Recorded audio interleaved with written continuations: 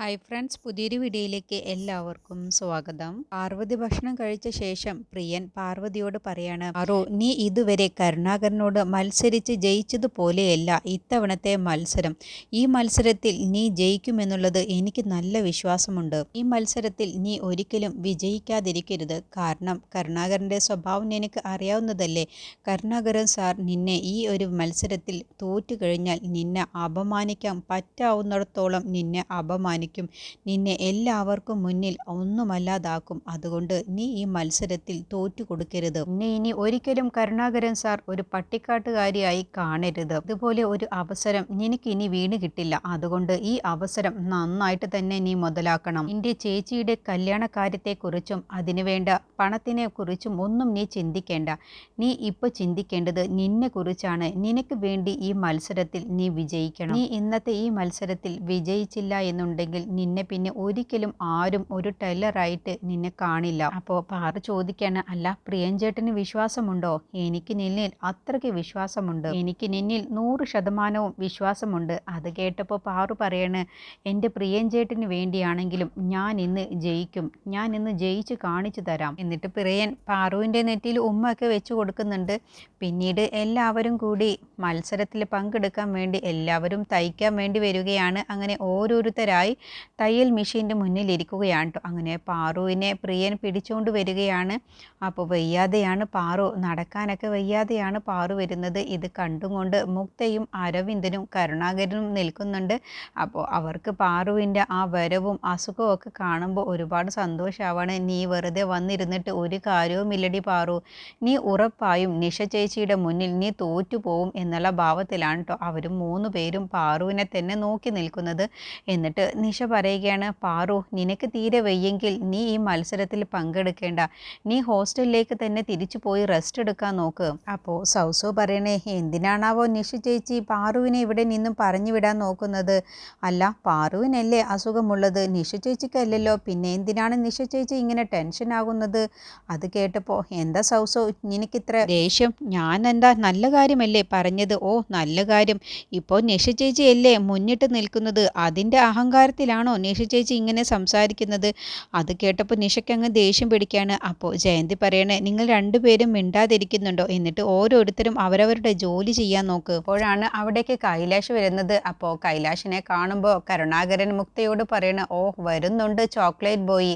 അപ്പോൾ അത് കേട്ടപ്പോൾ ചോക്ലേറ്റ് ബോയ് എന്ന് പറഞ്ഞത് കേട്ടപ്പോൾ അരവിന്ദ് അങ്ങ് പുഞ്ചിരിക്കുകയാണ്. കൈലാഷ് പാറുവിനോട് ചോദിക്കുകയാണ്, പാർവതി നിനക്കിപ്പോൾ കുഴപ്പമൊന്നുമില്ലല്ലോ, എനിക്ക് ഈ മത്സരത്തിൽ പങ്കെടുക്കാൻ കഴിയുമോ? അപ്പോൾ പാറു, എനിക്കൊരു കുഴപ്പവുമില്ല സാർ, ഞാൻ ഈ മത്സരത്തിൽ പങ്കെടുത്തോളാം. അപ്പോൾ പ്രിയൻ കൈലാഷിനോട് പറയണേ, പാറു ഈ മത്സരത്തിൽ പങ്കെടുക്കുകയും ഈ മത്സരത്തിൽ വിജയിക്കുകയും ചെയ്യും. ഇനി സാറ് കണ്ടോ, ഇനി കളികളൊക്കെ മാറാൻ പോകുന്നത്. അപ്പോൾ മുക്തയ്ക്കാണെങ്കിൽ ഒട്ടും തന്നെ അത് ഇഷ്ടപ്പെടുന്നില്ല. കേട്ടുകൊണ്ട് നിൽക്കുമ്പോൾ കരുണാകരൻ, എന്താണാവോ പാറുവിനെ എങ്ങനെ പുകഴ്ത്തി സംസാരിക്കുന്നത്? അവളെന്താ ഇത്ര പെട്ടെന്നങ്ങ് അവളുടെ അസുഖം മാറി? അവളെന്താ ഇനി ഇവിടെ മലമറിക്കാൻ പോവുകയാണോ? അപ്പോൾ കരുണാകരൻ പറയണേ, അവൾ എന്ത് ചെയ്തിട്ടും കാര്യമില്ല. നിഷയുടെ കൂടെ അവൾക്കൊരിക്കലും മത്സരിച്ച് വിജയിക്കാൻ കഴിയില്ല. അവളും നിഷയും തമ്മിൽ 50 പീസിൻ്റെ വ്യത്യാസമാണുള്ളത്. അതുകൊണ്ട് അവൾ എത്ര ശ്രമിച്ചാലും നിഷയെ കടത്തി വെട്ടിക്കാൻ കഴിയില്ല. എന്നിട്ട് കൈലാഷ് മോഹനോട് പറയണേ, ഒരു ചെയർ എടുത്തോണ്ട് വാ എന്ന് പറയട്ടോ. അങ്ങനെ മോഹനൻ ചെയർ എടുക്കാൻ വേണ്ടി പോവാണ്.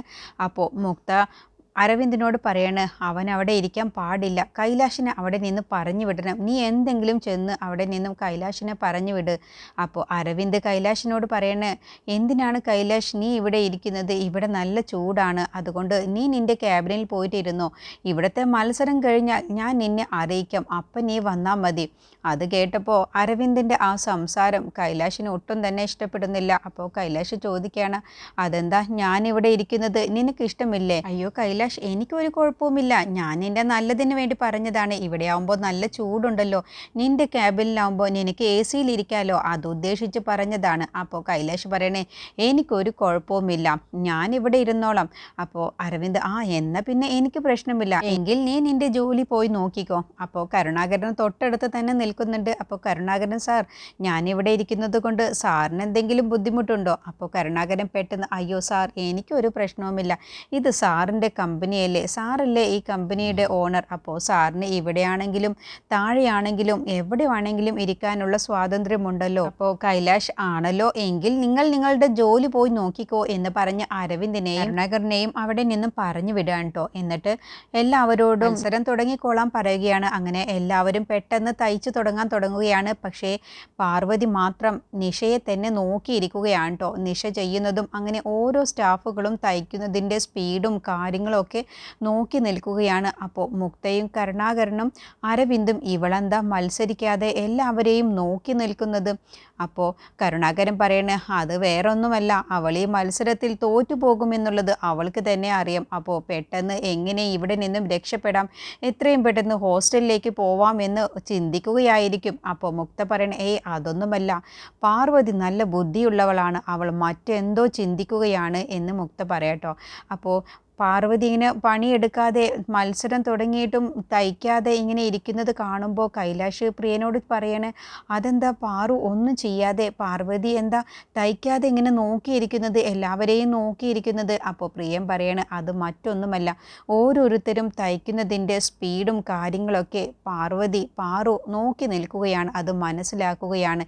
എന്നിട്ട് എത്രത്തോളം അവനവൻ തയ്ക്കുന്നതിൻ്റെ സ്പീഡ് കൂട്ടണം എന്നുള്ളത് ചിന്തിക്കുകയാണ്. അതിനു വേണ്ടിയാണ് പാറു ഇതെല്ലാം ശ്രദ്ധിച്ചിരിക്കുന്നത്. അത് കേട്ടപ്പോൾ കൈലാഷ് ഒരു കൗതുകത്തോടു കൂടിയാണ് ഇത് കാണുന്നത്. ഇതൊക്കെ വളരെ ഇൻട്രസ്റ്റിംഗ് ആയിട്ടാണ് എനിക്ക് തോന്നുന്നത് എന്നൊക്കെ കൈലാഷ് പ്രിയനോട് പറയട്ടോ. അപ്പോഴത്തേക്കും പാറു എല്ലാവരും തയ്ക്കുന്നതിൻ്റെ സ്പീഡും കാര്യങ്ങളൊക്കെ മനസ്സിലാക്കുകയാണ്. എന്നിട്ട് പാറുവിൻ്റെ കയ്യിൽ കെട്ടിയിരിക്കുന്ന ആ ബാൻഡേജ് അങ്ങ് അഴിക്കുകയാണ്. എന്നിട്ട് കാലിൽ കെട്ടിയിരിക്കുന്ന ബാൻഡേജും അങ്ങ് അഴിക്കുകയാണ് കേട്ടോ. അതോടുകൂടി മുക്തയും കരുണാകരനും അരവിന്ദും അങ്ങ് ഞെട്ടിപ്പോവാണ്. എന്താണ് ഇവൾ കാണിക്കുന്നത്? ഇവൾക്ക് കൈവേദനയും കാൽവേദനയും ഉള്ളത് കൊണ്ടാണ് അവൾ ബാൻഡേജ് കെട്ടിയിരിക്കുന്നത്. എന്നിട്ടിപ്പോൾ എന്തിനാണാവോ അവൾ ഇത് അഴിക്കുന്നത് എന്നുള്ള ഭാവത്തിലാണ് കേട്ടോ അവരൊക്കെ അതിശയത്തോടു കൂടി നോക്കി നിൽക്കുന്നത്. അപ്പോൾ ആറു കയ്യിലെയും കാലിലെയും ബാൻഡേജ് അഴിച്ചതോടു കൂടി കൈലാഷും പ്രിയനും മനസ്സിലാവുകയാണ് പാർവതി മത്സരത്തിന് ഒരുങ്ങിക്കഴിഞ്ഞു എന്നുള്ള ഭാവത്തിൽ സന്തോഷത്തോടു കൂടിയാണ് മോഹനനും പ്രിയനും കൈലാഷൊക്കെ നോക്കിയിരിക്കുന്നത്. എന്നിട്ട് പാർവതി അളവെടുത്ത് എല്ലാ കാര്യങ്ങളും തയ്ക്കാനുള്ള പരിപാടിയാണ് കേട്ടോ. അപ്പോൾ കൈലാഷ് ചോദിക്കുകയാണ്, ഇതെന്താ പാറു കാണിക്കുന്നത് എന്ന് ചോദിക്കുമ്പോൾ, അതോ അളവെടുക്കുകയാണ്. ഓരോ ഷർട്ടുകളും അതിൻ്റേതായ അളവിലല്ലേ തയ്ക്കേണ്ടത്, അതിന് ഈസി ആയിട്ട് തന്നെ എല്ലാ കാര്യങ്ങളും ചെയ്യാനാണ് ഇപ്പോൾ പാറു ചെയ്യുന്ന ഈ രീതി അവൾ ചെയ്യുന്നത് എന്ന് പറയട്ടോ. അതൊക്കെ കാണുമ്പോൾ കൈലാഷൊക്കെ നല്ല ഇൻട്രസ്റ്റോട് കൂടിയാണ് കേട്ടോ പാറുവിൻ്റെ ആ തയ്ക്കലൊക്കെ നോക്കിയിരിക്കുന്നത്. എന്നിട്ട് പാറു ചേച്ചിയുടെ കല്യാണം മുടങ്ങിയതിനെ കുറിച്ചൊക്കെ ഓർക്കുകയാണ് കേട്ടോ. വിഷമത്തോടു കൂടി അച്ഛൻ സങ്കടപ്പെട്ടു നിന്നതും ചേച്ചി പിന്നെ ആത്മഹത്യ ചെയ്യാൻ ഒരുങ്ങിയതും അങ്ങനെയുള്ള കാര്യങ്ങളൊക്കെ വിഷമത്തോടു കൂടി പാറു ഓർക്കുകയാണ്. എന്നിട്ട് പാറു മനസ്സൊരുക്കി പ്രാർത്ഥിക്കുകയാണ്, ഈ മത്സരത്തിൽ എനിക്ക് വിജയിക്കാൻ എന്നോടൊപ്പം ഈശ്വരൻ ഉണ്ടാവണേ എന്നൊക്കെ ചിന്തിച്ചുകൊണ്ടാണ് കേട്ടോ പാറു പിന്നെ തയ്ക്കാൻ തുടങ്ങുന്നത്. അങ്ങനെ തയ്ക്കുന്നത് വളരെ സ്പീഡിലാണ് പാറു ഓരോ ഷർട്ടുകളും തയ്ച്ചിടുന്നത്. അതോടുകൂടി എല്ലാവരും അങ്ങ് അതിശയിച്ചു പോവുകയാണ് പാറുവിൻ്റെ തയ്ക്കലിൻ്റെ ആ സ്പീഡും ഓരോ ഷർട്ടുകളായി പാറു തയ്ച്ചിടുന്നതൊക്കെ കാണുമ്പോൾ കരുണാകരനും മുക്തയും അരവിന്ദൊക്കെ അതിശയിച്ച് ഞെട്ടലോട് കൂടിയാണ് കേട്ടോ നിൽക്കുന്നത്. പാറുവിൻ്റെ തയ്ക്കലിൻ്റെ സ്പീഡ് കാണുമ്പോൾ കൈലാഷിനും പ്രിയനും മോഹനും ജയന്തിക്കും സൗസൂനൊക്കെ നല്ല സന്തോഷമാവാണ്. നിഷയും ഒന്ന് പേടിച്ചു പോവാണ്, ഇതെന്താ പാറു നല്ല സ്പീഡിലാണല്ലോ, എന്നെ ഇവൾ വെട്ടിക്കുമോ എന്നുള്ള പേടിയിലാണ് കേട്ടോ നിഷ ഇരിക്കുന്നത്.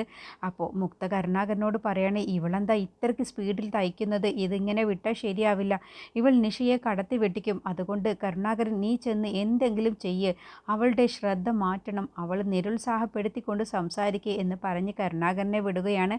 എന്നിട്ട് കരുണാകരൻ നേരെ പാർവതിയുടെ അടുത്തേക്ക് ചെന്നിട്ട് ദേഷ്യപ്പെട്ട് സംസാരിക്കാൻ തുടങ്ങുകയാണ്. നീ ഇത്ര സ്പീഡിൽ അങ്ങ് തയ്ച്ചാൽ ഇതിൻ്റെ അളവൊക്കെ ശരിയാകുമോ എന്ന് പറഞ്ഞ് പാർവതിയെ നിരുത്സാഹപ്പെടുത്താൻ ഒരുങ്ങുമ്പോഴത്തേക്കും കൈലാഷ് പറയണേ, എന്താണാവോ കരുണാകരൻ സാർ ഇവിടേക്ക് വരുന്നത്, അല്ല ഇങ്ങനെ എനിക്ക് തയ്ച്ചാലുണ്ടോ ശരിയാവുന്നോ, ഇതിന് അളവും കാര്യങ്ങളൊക്കെ ഉണ്ട്. അപ്പോൾ പ്രിയനും മോഹനും പറയണ അളവും കാര്യങ്ങളൊക്കെ നല്ലതുപോലെ പാർവതിക്ക് അറിയാം, അതിന് കരുണാകരൻ സാർ വെറുതെ ടെൻഷൻ ആവണ്ട. അപ്പോൾ കൈലാഷ് പറയണേ, കരുണാകരൻ സാർ വെറുതെ എന്തിനാണ് ടെൻഷൻ ആകുന്നത്, ഇതിൽ മത്സരം എന്ന് പറഞ്ഞാൽ സ്പീഡിൽ തയ്ക്കുന്നതല്ലേ മത്സരം എന്ന് പറഞ്ഞാൽ. അതിനിപ്പോൾ സാർ എന്തിനാണ് ഇങ്ങനെ ടെൻഷനാകുന്നത്? അത് പിന്നെ ഡ്രസ്സുകളൊക്കെ വെറുതെ നശിപ്പിച്ച് കളയാൻ കഴിയില്ലല്ലോ. അതിനുള്ള ഉത്തരമൊക്കെ ഞാനങ്ങ് ചെയ്തോളാം.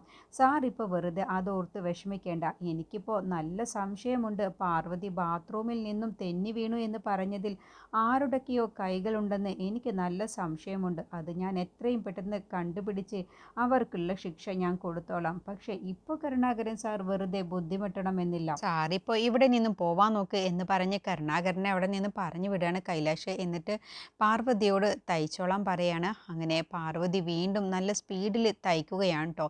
1 മണിക്കൂർ കഴിഞ്ഞ് കരുണാകരൻ കണക്കെടുപ്പിന് വരികയാണ്. ഓരോരുത്തരും എത്ര ഷർട്ടുകൾ തയ്ച്ചു എന്ന് നോക്കാൻ വേണ്ടി. അപ്പോൾ അരവിന്ദ് മുക്തയോടും കരുണാകരനോടും പറയണേ, പാർവതി ഇങ്ങനെ സ്പീഡിൽ തയ്ച്ചാൽ നിഷ തോറ്റു പോവും. അതുകൊണ്ട് നിഷയെ ഒന്ന് ഭീഷണിപ്പെടുത്തിയേക്ക്.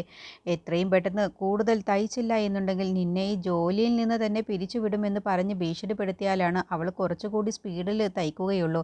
അപ്പോൾ മുക്ത പറയണ, വേണ്ട, ഈ സമയത്ത് നിഷയെ വെറുതെ പേടിപ്പെടുത്തണ്ട. അപ്പോൾ അവളുടെ ശ്രദ്ധ മാറി അത് പിന്നെ പാർവതിക്ക് ഗുണം ചെയ്യും. അതുകൊണ്ട് ഇപ്പോൾ തൽക്കാലം അവളെ ഒന്നും പറയേണ്ട. 1 മണിക്കൂർ കഴിയട്ടെ, എന്നിട്ട് ആർക്കാണ് കൂടുതൽ തയ്ച്ചതിൻ്റെ അളവുള്ളത് എന്ന് നോക്കാം. എന്നിട്ട് മതി നിഷയെ കണ്ട് സംസാരിക്കല് എന്ന് പറയട്ടോ. അങ്ങനെ കരുണാകരൻ എത്ര എണ്ണം ഓരോരുത്തരും തയ്ച്ചു എന്നുള്ളതിൻ്റെ കണക്കെടുക്കാൻ വേണ്ടി ചെല്ലുകയാണ്. അപ്പോൾ മോഹനൻ ഓരോരുത്തരും തയ്ച്ച ഷർട്ടുകളുടെ കണക്കുകൾ ഓരോന്നും ബുക്കിൽ എഴുതുകയാണ് കേട്ടോ, മോഹനും പ്രിയനും കൂടി.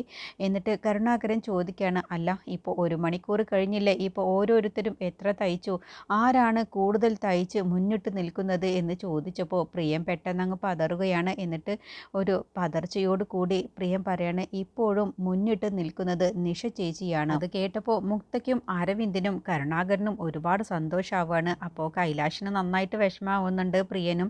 അപ്പോൾ എത്രയാണ് നിഷ ചേച്ചി തയ്ച്ചത് എന്ന് ചോദിക്കുമ്പോൾ കൈലാഷ് ചോദിച്ചപ്പോൾ 105 പീസ് എന്ന് പ്രിയം പറയാണ്. പാർവതിയോ എന്ന് ചോദിച്ചപ്പോൾ കരുണാകരൻ പരിഹസിച്ചുകൊണ്ട് പറയണ, അതിപ്പോൾ എത്ര ചോദിക്കാൻ എന്തിരിക്കുന്നു, വെറും 45 പീസ് എങ്ങാനും തയ്ച്ചിട്ടുണ്ടാവും. അപ്പോൾ പ്രിയം പറയാണ്, ശരിയാണ്, കരുണാകരൻ സാറ് പറഞ്ഞത് ശരിയാണ്, പാർവതി 42 പീസാണ് തയ്ച്ചിട്ടുള്ളത്. അത് കേട്ടപ്പോൾ മുക്തയ്ക്കും അരവിന്ദിനും കരുണാകരനും നല്ല സന്തോഷമായിട്ട് പാർവതിയെ പരിഹാസഭാവത്തിലാണ് കരുണാകരൻ നോക്കുന്നത്. എന്നിട്ട് പൊട്ടിച്ചിരിക്കുകയാണ്. ഞാൻ 45 പീസ് എന്നാ പറഞ്ഞത്, 42 പീസാണോ ആകെ തയ്ച്ചിട്ടുള്ളത്? അപ്പോൾ കൈലാഷ് കരുണാകരനോട് അങ്ങ് ദേഷ്യപ്പെട്ട് പറയണേ, നിങ്ങളോടല്ലേ കരുണാകരൻ സാർ നല്ലതുപോലെ സംസാരിക്കാൻ പറഞ്ഞത്? പാർവതി, നീ ഇതൊന്നും കേട്ട് വെറുതെ വിഷമിക്കേണ്ട. നീ വീണ്ടും നല്ലതുപോലെ തയ്ക്കാൻ നോക്ക്. നീ തയ്ക്കുന്നത് അത്രയ്ക്ക് പെർഫെക്ഷനോട് കൂടി തന്നെയാണ്. നീ ഒന്നുകൊണ്ടും വിഷമിക്കേണ്ട. അപ്പോൾ പ്രിയം പറയണ, അതിന് ഞാൻ പറഞ്ഞു മുഴുമിപ്പിച്ചിട്ടില്ലല്ലോ. പാർവതി തയ്ച്ചത് 42 പീസ്. പക്ഷേ അത് രാവിലെ മുതൽ ഇതുവരെയല്ല, ഇപ്പോൾ ലഞ്ച് ബ്രേക്കിന് ശേഷം 1 മണിക്കൂറിനുള്ളിലാണ് പാർവതി 42 പീസ് തയ്ച്ചിട്ടുള്ളത്. ടോട്ടൽ പാർവതി തയ്ച്ചിട്ടുള്ളത് 66 പീസാണ്. രാവിലെ മുതൽ ഇതുവരെ പാർവതി 66 പീസാണ് തയ്ച്ചിട്ടുള്ളത്. അത് കേട്ടപ്പോൾ അരവിന്ദും മുക്തയും കരുണാകരനും അങ്ങ് ഞെട്ടിപ്പോവുകയാണ്. ഇത്രയ്ക്ക് സ്പീഡിൽ 1 മണിക്കൂർ കൊണ്ട് 42 പീസോ എന്നുള്ള ഭാവത്തിലോട്ടോ. അപ്പോൾ കൈലാഷിനും പ്രിയനും ഒക്കെ ഒരുപാട് സന്തോഷത്തിലാണ്. പാർവതി ടോട്ടൽ 66 പീസ് ഇതുവരേക്കും തയ്ച്ചു എന്ന് കേട്ടപ്പോൾ പാർവതിക്കും ഒരുപാട് സന്തോഷം. അങ്ങനെ വീണ്ടും മത്സരം ആരംഭിക്കാൻ പറയുകയാണ് കേട്ടോ. അങ്ങനെ സ്പീഡിൽ തയ്ച്ചുകൊണ്ടിരിക്കുകയാണ്. എല്ലാവരും നല്ല സ്പീഡിൽ തയ്ച്ചുകൊണ്ടിരിക്കുകയാണ്. പാർവതിയും നല്ല സ്പീഡിൽ തന്നെ തയ്ക്കുന്നത്. അതൊക്കെ കാണുമ്പോൾ അരവിന്ദിനും മുക്തയ്ക്കും നല്ല ടെൻഷൻ ആവുകയാണ്. അവളെങ്ങാനും ജയിച്ചു പോകുമോ എന്നുള്ള ഭാവത്തിൽ കേട്ടോ. എന്നിട്ട് കരുണാകരൻ നിഷയുടെ അടുത്തേക്ക് ചെന്നിട്ട് പറയുകയാണ്, മര്യാദക്ക് സ്പീഡിൽ തയ്ച്ചോ, അല്ല എന്നുണ്ടെങ്കിൽ നിന്നെ ജോലിയിൽ നിന്നും പറഞ്ഞു വിടും. അവളെങ്ങാനും ജയിച്ചു കഴിഞ്ഞാൽ പിന്നെ നിന്നെ ഞങ്ങൾ ഇവിടെ നിർത്തില്ല എന്ന് പറയുമ്പോൾ നിഷ പറയണേ, എന്നെക്കൊണ്ട് കഴിയുന്നത് പോലെ കരുണാകരൻ സാർ, ഞാൻ സ്പീഡിൽ തയ്ക്കുന്നുണ്ട്, ഇതിൽ കൂടുതൽ ഞാൻ എങ്ങനെയാണ് തയ്ക്കുക എന്ന് പറയട്ടെ. അപ്പോഴത്തേക്കും കൈലാഷ് പറയണേ, എന്താണാവോ കരുണാകരൻ സാർ നിഷയുമായിട്ടൊരു ചർച്ച? ഒന്നുമില്ല, ഞാൻ നല്ല വൃത്തിക്ക് തയ്ക്കണമെന്ന് പറഞ്ഞതാണ്. ആയിക്കോട്ടെ, എന്നാൽ സാറങ്ങ് പൊയ്ക്കേ എന്ന് പറഞ്ഞ് കരുണാകരനെ പറഞ്ഞു വിടുകയാണ് കേട്ടോ. അങ്ങനെ അടുത്ത റൗണ്ട് കഴിഞ്ഞ ശേഷം വീണ്ടും കണക്കെടുക്കുകയാണ്. അപ്പോൾ പ്രിയൻ കൈലാഷിനോട് പറയാണ്, ഇപ്പോഴും മുന്നിട്ട് നിൽക്കുന്നത് നിഷ ചേച്ചിയാണ്. 140 പീസ് വിനേഷ് ചേച്ചി തയ്ച്ചു എന്ന് പറഞ്ഞത് കേട്ടപ്പോൾ കരുണാകരനും മുക്തയും അരവിന്ദും അങ്ങ് പുഞ്ചിരിക്കുകയാണ്. അപ്പോൾ പാർവതിക്ക് ഇനിയും വെട്ടിക്കാൻ കഴിയില്ല എന്നുള്ള ഭാവത്തിൽ കേട്ടോ. അപ്പോൾ കൈലാഷ് ചോദിക്കുകയാണ്, പാർവതി എത്രയാണ് തയ്ച്ചത്? പാർവതി ഇപ്പോൾ ടോട്ടൽ 127 പീസ് തയ്ച്ചു എന്ന് പറഞ്ഞപ്പോൾ കൈലാഷിന് ഒരുപാട് സന്തോഷമാവാണ് കേട്ടോ. അപ്പോൾ കൈലാഷ് പറയാണ്, നിഷ നിന്നോടൊപ്പം തന്നെ പാർവതി മത്സരിച്ചു കൊണ്ടിരിക്കുകയാണ്, നിന്റെ അടുത്ത് എത്താറായി തുടങ്ങി. അതുകൊണ്ട് പാർവതിയെ വെട്ടിക്കണമെന്നുണ്ടെങ്കിൽ നീ ഇനിയും കൂടുതൽ സ്പീഡിൽ തയ്ക്കണം, എങ്കിൽ മാത്രമാണ് നിനക്കിനി പാർവതിയെ വെട്ടിക്കാൻ കഴിയൂ എന്ന് പറയട്ടോ. അങ്ങനെ പാർവതി വീണ്ടും നല്ല സ്പീഡിൽ അടുത്ത റൗണ്ടിൽ അവരെല്ലാവരും കൂടി സ്പീഡിൽ തയ്ച്ചുകൊണ്ടിരിക്കുകയാണ്. അപ്പോൾ മുക്തയ്ക്ക് ഇത് കാണുമ്പോൾ നല്ല ടെൻഷൻ ആവുകയാണ്. അപ്പോൾ മുക്ത പറയണേ, കരുണാകരൻ അവൾ ഇങ്ങനെ ജയിച്ചാൽ ശരിയാവില്ല, അവൾ നിഷയെ വെട്ടിക്കുമെന്നാണ് തോന്നുന്നത്, അതുകൊണ്ട് കരുണാകരൻ നിങ്ങൾ എന്തെങ്കിലും ചെയ്തേ പറ്റൂ. അപ്പോൾ കരുണാകരൻ പറയണേ, ഇപ്പോൾ ഒന്നും ചെയ്യാൻ കഴിയില്ല മാഡം, കാരണം അവിടെ കൈലാഷ് ഉണ്ട്, കൈലാഷ് ഉള്ളപ്പോൾ എനിക്ക് അവിടെ പോയി ഒന്നും ചെയ്യാൻ കഴിയില്ല. അത് കേട്ടപ്പോൾ മുക്തയ്ക്ക് എന്ത് ചെയ്യണമെന്നറിയാതെ ദേഷ്യം പിടിച്ചിരിക്കുകയാണ്. അപ്പോഴാണ് പെട്ടെന്ന് പാർവതി അങ്ങ് കുഴഞ്ഞു വീഴുകയാണ്. എന്നിട്ട് പാർവതിയുടെ ബോധം പോവുകയാണ് കേട്ടോ. അപ്പോഴത്തേക്കും പ്രിയനും കൈലാഷും സൗസവും ജയന്തിയും എല്ലാവരും ഓടി വരികയാണ്. പാർവതി എന്ന് പറഞ്ഞ് എല്ലാവരും വിളിക്കുകയാണ് കേട്ടോ. അപ്പോഴൊന്നും പാർവതി കണ്ണു തുറക്കുന്നില്ല. എന്നിട്ട് പ്രിയൻ ഓടിപ്പോയി കുറച്ച് വെള്ളം എടുത്തുകൊണ്ട് വരികയാണ്. എന്നിട്ട് പാർവതിയുടെ മുഖത്തേക്ക് ഒഴിക്കുകയാണ്. അപ്പോഴൊന്നും പാർവതി കണ്ണു തുറക്കുന്നില്ല. അപ്പോൾ പ്രിയനും ടെൻഷൻ ആവുകയാണ്, കൈലാഷിനും ടെൻഷൻ ആവാണ്. അപ്പോൾ പ്രിയൻ പറയാണ്, പാർവതി നിനക്ക് വേണ്ടി ജയിക്കണം, നീ ഇത് തയ്ച്ച് മുഴുവനാക്കണം, നിനക്ക് ജയിക്കണ്ടേ എന്നൊക്കെ പ്രിയൻ പറയുന്നുണ്ട്. പക്ഷേ പാർവതി അപ്പോഴൊന്നും കണ്ണ് തുറക്കുന്നില്ല. അപ്പോഴാണ് പാർവതിയുടെ മനസ്സിലിങ്ങനെ ചേച്ചി വന്ന് പറയുന്നത്, ലക്ഷ്മി വന്ന് പറയുകയാണ്, പാർവതി നിൻ്റെ കയ്യിലാണ് എൻ്റെ ജീവിതമുള്ളത് മോളെ എന്ന് പറഞ്ഞ ആ ഒരു വാക്ക് പാർവതിക്ക് പെട്ടെന്ന് കണ്ണ് തുറക്കുകയാണ് കേട്ടോ. അപ്പോൾ കൈലാഷ് പറയാണ്, പാർവതി നിനക്ക് കുഴപ്പമൊന്നുമില്ലല്ലോ, നമുക്ക് ഡോക്ടറുടെ അടുത്ത് പോവാം. വേണ്ട സാർ, എനിക്കൊരു കുഴപ്പവുമില്ല എന്ന് പറഞ്ഞ് പാർവതി വീണ്ടും നല്ല സ്പീഡിൽ തയ്ക്കുകയാണ്. അങ്ങനെ 5 മണിയാകുന്ന സമയത്ത് എല്ലാവരുടെയും ജോലികൾ നിർത്തുകയാണ് കേട്ടോ. എന്നിട്ട് കൈലാഷ് പറയുകയാണ്, ഇപ്പോൾ മത്സരം അവസാനിച്ചു, ഇനി ഓരോരുത്തരും തയ്ച്ചതിൻ്റെ ലിസ്റ്റ് ഞാൻ പറയാം, ആരാണ് ആദ്യം മുന്നിട്ട് നിൽക്കുന്നത് എന്ന് പറയാം എന്നും പറഞ്ഞിട്ടാണ് കൈലാഷ് ആ കണക്കുകൾ അങ്ങ് പറയാൻ നോക്കുക കേട്ടോ. അപ്പോഴത്തേക്കും മുക്തയും അരവിന്ദും കരുണാകരനും അവിടേക്ക് വരികയാണ്. അപ്പോൾ മുക്തയോട് കരുണാകരൻ പറയണേ, മേഡം ഒന്നുകൊണ്ടും പേടിക്കേണ്ട, എന്തായാലും നിഷ തന്നെയാവും ജയിച്ചിട്ടുണ്ടാവുക. അപ്പോൾ അരവിന്ദും പറയണ, അതെ നിഷ തന്നെയാവും ജയിച്ചിട്ടുണ്ടാവുക എന്ന് പറഞ്ഞുകൊണ്ടാണ് കൈലാഷിൻ്റെ അടുത്തേക്ക് ചെല്ലുന്നത്.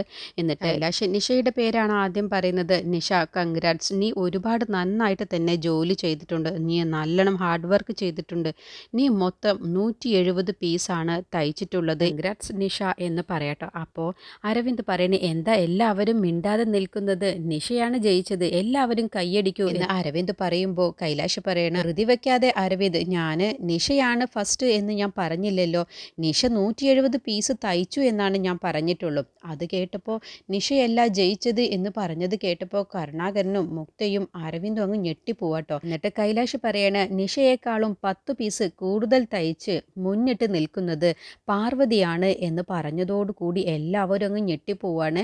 അപ്പോൾ പാർവതി 180 പീസാണ് തയ്ച്ചിട്ടുള്ളത് എന്ന് പറഞ്ഞത് കേട്ടപ്പോൾ എല്ലാവരും അങ്ങ് അതിശയിച്ചു പോവാണ്. പാർവതിയാണ് ഈ മത്സരത്തിൽ ജയിച്ചിട്ടുള്ളത്, പാർവതി നിഷയേക്കാളും 10 പീസ് കൂടുതൽ തയ്ച്ച് 180 പീസാണ് പാർവതി ജയിച്ച് മുന്നിട്ട് നിൽക്കുന്നത് എന്ന് പറഞ്ഞത് കേട്ടപ്പോൾ എല്ലാവർക്കും സന്തോഷമായിട്ട് എല്ലാവരും കൈയടിക്കുകയാണ്. പ്രിയനും മോഹനും സൗസവും ജയന്തിയും അങ്ങനെ എല്ലാ സ്റ്റാഫുകളും കൈയടിക്കുകയാണ്. മുക്തയും അരവിന്ദും കരുണാകരനും ഷോക്കായി നിൽക്കുകയാണ്. ഇതിനെക്കുറിച്ചുള്ള ബാക്കി റിവ്യൂ അടുത്ത വീഡിയോയിൽ പറയാം.